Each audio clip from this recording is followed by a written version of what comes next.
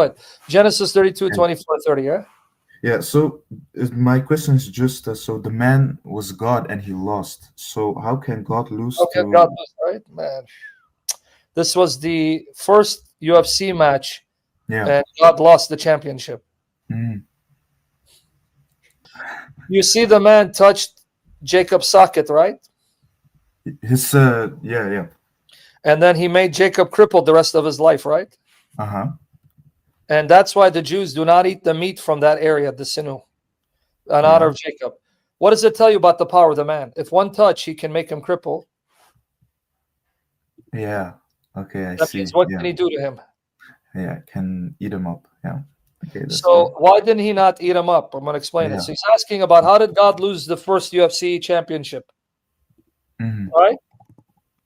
How did God lose the first UFC championship? All right, let's go through this. I've talked about this, but we'll talk about it again. Okay, let's hear. First of all, God already shows you that he could kill him if he wanted to. Yeah. It says, and he saw that he had not prevailed against him, so he touched the socket of his thigh. And so the socket of Jacob's thigh was dislocated while he wrestled with him. Now watch, 31, 32. And the sun rose up upon him just as he crossed over Penuel, and he was limping on his thigh. He left him a cripple. Okay, watch here.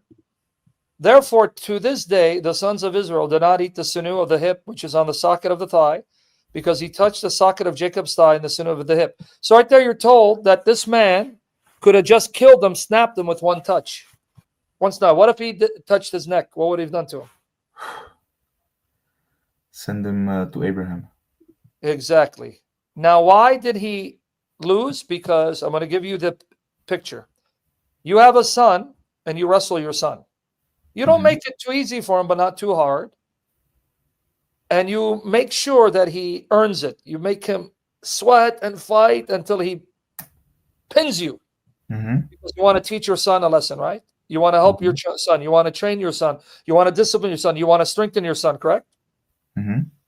So the point of this wrestling match, this is the point. Jacob, if you've been reading from Genesis, if you read from Genesis 29 all the way through. In fact, if you start in Genesis 25, but 29, it starts a bit that start in Genesis 27. Because 25 is when Isaac marries Rebecca, and he's 6 years old, and she gets pregnant with twins, right? And gives birth to twins. And if you start from 27 on, you're going to see a story. Jacob and his mother are plotting, deceiving, conniving, and lying to get their way, right? Hmm. Because what did Jacob do with the help of his mother to get Isaac to bless him? She Um, killed a goat, right? Took the skin of the goat, put it on Jacob, and then gave Isaac stew. And then when he went and he told the father, Isaac, bless me, because Isaac's eyes had gone dim. He couldn't see, right? You with me there? hmm. Isaac's eyes went dim, couldn't see.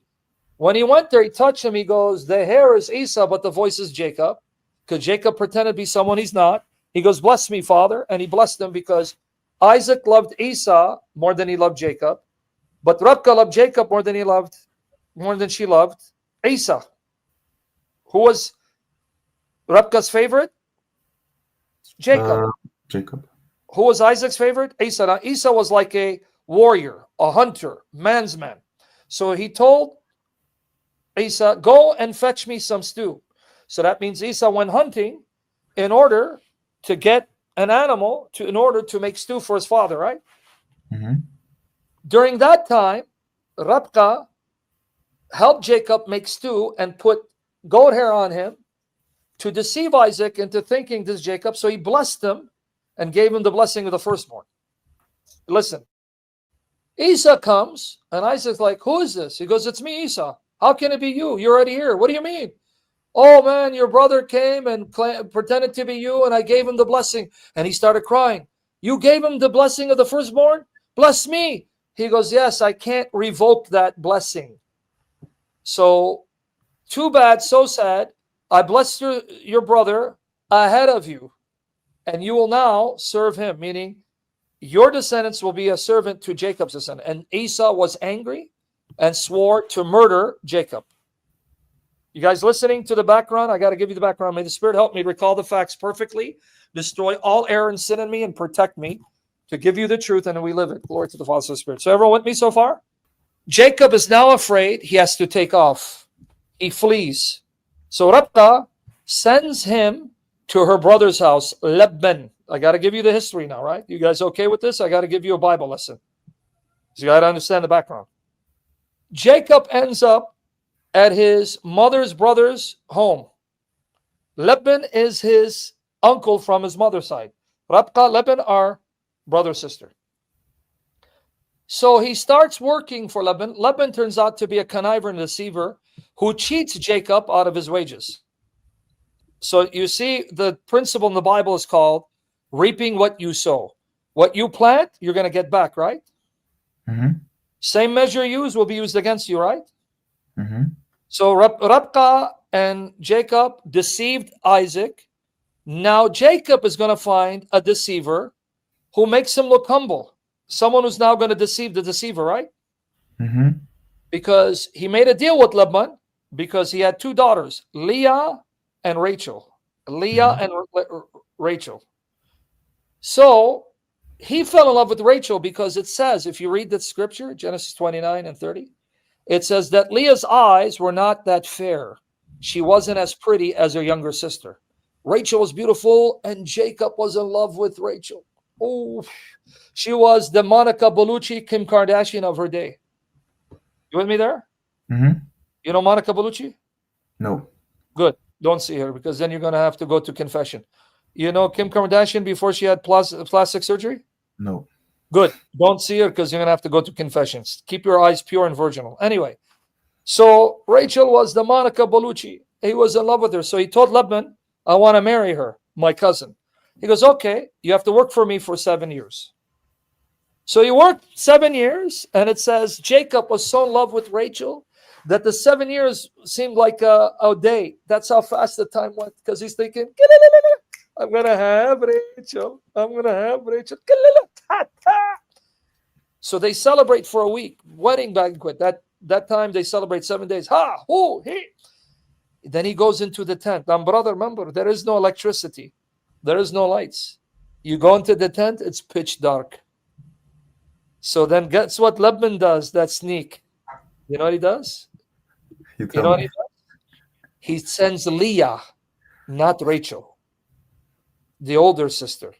And he can't see, it's dark.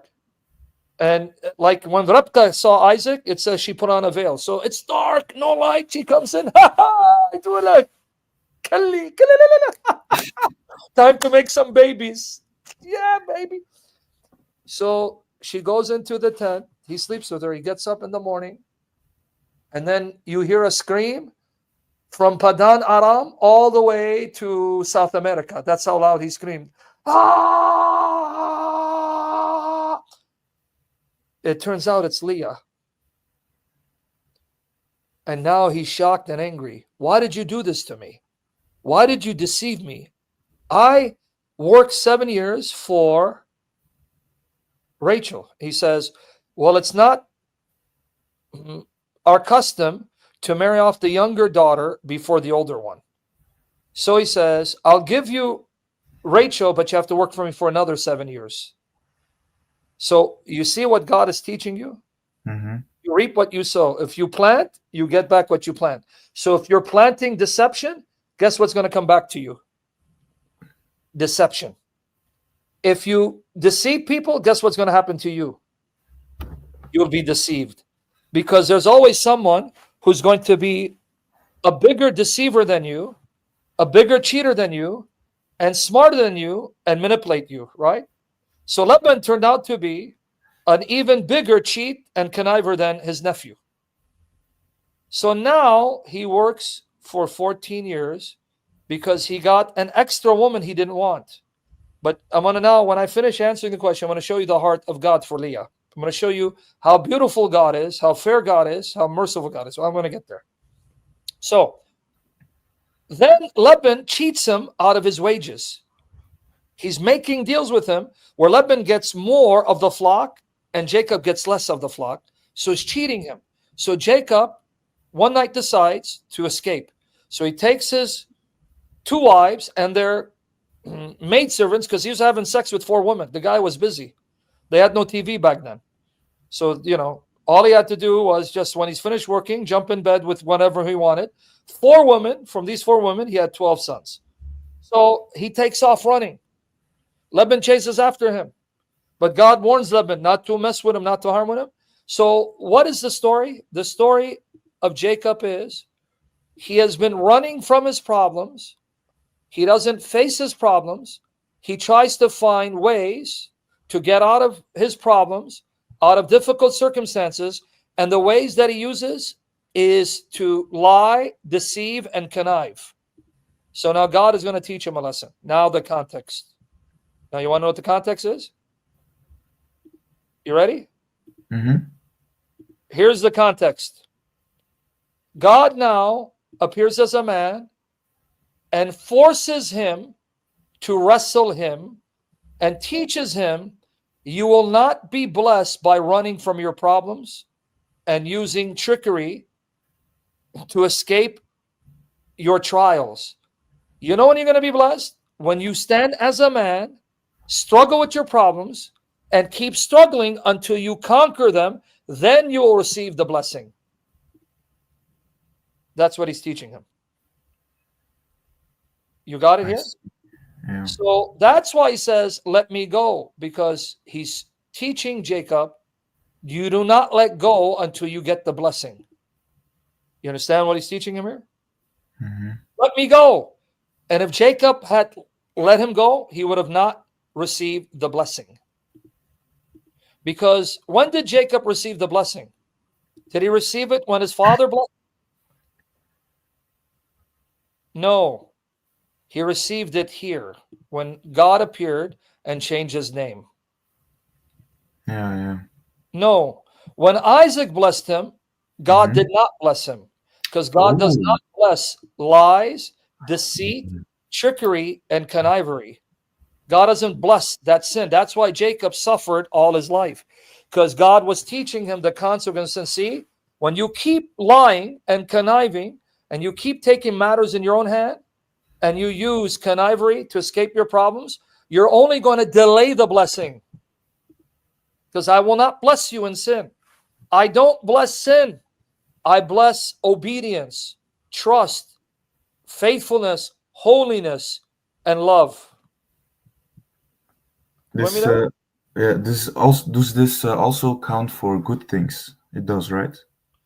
Say it again. So let's say you do good things. God gives you these good things in your life too, right? Well, it depends on what. No. You have a wrong view of God. Well, Jesus did good things and they spit on him, beat him, and killed him. And it depends on why you do things. Are you doing good things because you want praise of man? You want good things so people think you're a great Christian? Or are you doing good things because you want something from God? If that's your motive, then your heart is corrupt. okay. No, I do good things to show my love for God. I do good things to show my trust in God. I do good things because I want to thank God for what he's already done for me and who he is. Not God, hey, I'll do this if you give me this. That's like you're making a bargain with God. Mm. That's sin, that's wickedness. Okay. That's the very sin that Satan accused Job. The reason why he loves you and does what you tell him, because of the things you've given him. So you're falling for Satan's trap. Are you with me there? Mm-hmm. Okay, now that we got it. Okay, so what's the God telling him? Stop. You got to face your problems. Let me go. Daybreak. See, he says, let me go. Don't, I will not let you go unless you bless me. So here Jacob is fighting and wrestling and struggling all night. That means he's sweating. He's getting tired. He's getting fatigued. He's getting physically hurt, but I won't let go. No, you're good. And he learned the lesson. And then he says this. So he said to him, what is your name? And he said, Jacob. Then he said, your name shall no longer be Jacob, but Israel, For you have striven with God and with men and prevailed. Now watch. Jacob, the name means deceiver.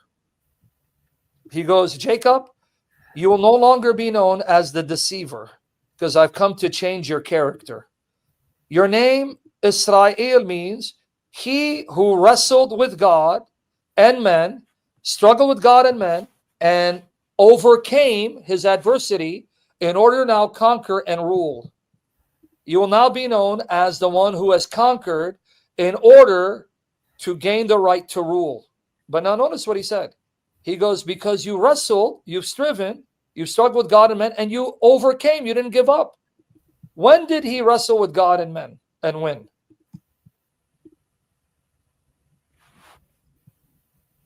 When did he wrestle with God and men and win? Oh, it's the question to me. No, it's for my friend Timmy. Timmy, when did he wrestle with God and men and win? Just at this particular day in the night. Right here. Because who appeared to him? A man who's God. So when he wrestled with the man, he wrestled with men, and he wrestled with that man, he was wrestling with God, and he won. Because this was the God man, right? Yeah. So here's where he's wrestling with God and men. Because it's God appearing as a man. So when he wrestled the man, he wrestled with God. And he goes, now you've overcome. You've struggled with me. You didn't give up. And you didn't let me go until I blessed you. And now I showed you that's how you have to face men. You don't run from men. You face men and trust that I'm with you and you will conquer. That's the message.